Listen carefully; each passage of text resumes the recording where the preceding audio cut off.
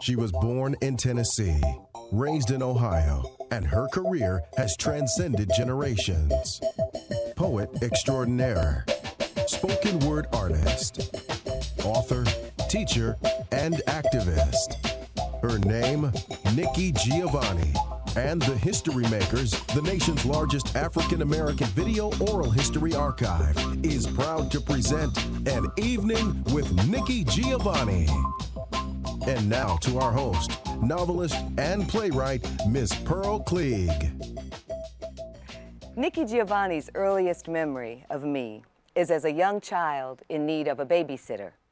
I used to try to tell her that this couldn't be true because she's only my senior by a few years, but she insisted.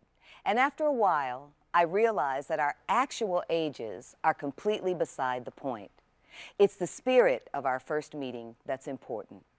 What she remembers is that when she first encountered me at my father's church on the west side of Detroit, Michigan, I seemed to her so full of youthful innocence and naivete that I was in need of a good babysitter.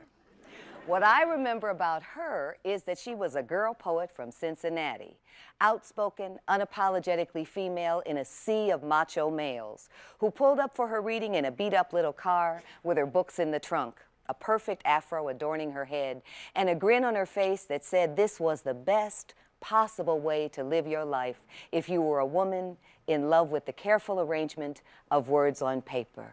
And she was right. Ladies and gentlemen, brothers and sisters, the words of Nikki Giovanni.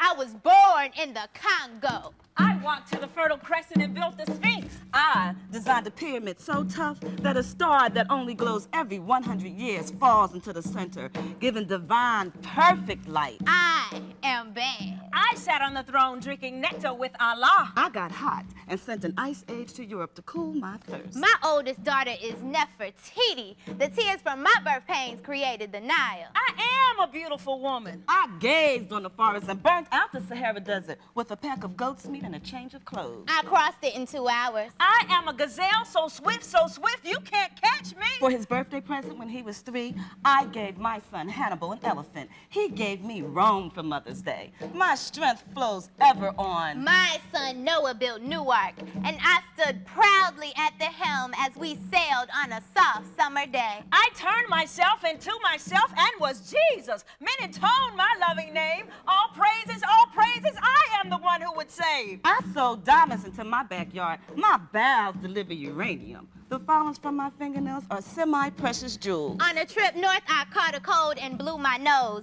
giving oil to the Arab world. I am so hip, even my errors are correct. I sailed west to reach east and had to round off the earth as I went. The head on my hair thinned, and gold was laid across 3 continents. I am so perfect, so divine, so ethereal, so surreal, I cannot be comprehended. Except by my permission. I mean, I can fly like a bird in the sky, in the sky, in the sky, in the sky, in the sky, in the sky, sky.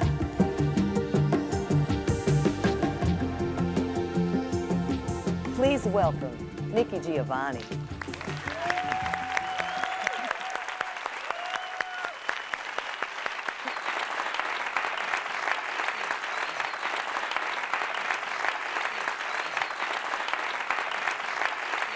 I didn't try. You did good. We have been so excited about doing this. We've known each other for such a long time, so we've kind of had a good time getting ready for this moment when we invite you all into the conversation. I cried when I first saw that. But I want to say something before you go on. See, Pearl always says I didn't babysit her because I'm not that much older than she is. But what she forgets is that the difference between 20 and 12 it changes when you're 20 and 28, right? And when you get to be 40 and 48, right, it gets erased. You are actually now older than I am because, right? Because she's a grandmother and I'm not. And grandmother, right? So I did babysit her. I don't want you to think I was a coward because I wasn't a coward. But Reverend Clegg would always look. He didn't want to. He didn't want Pearl and her sister home alone. And so he would say, who would keep my children? Well, quite naturally, I could go out into the street and get my head beat, right? Or I I could babysit and be doing revolutionary duty. This was a no-brainer.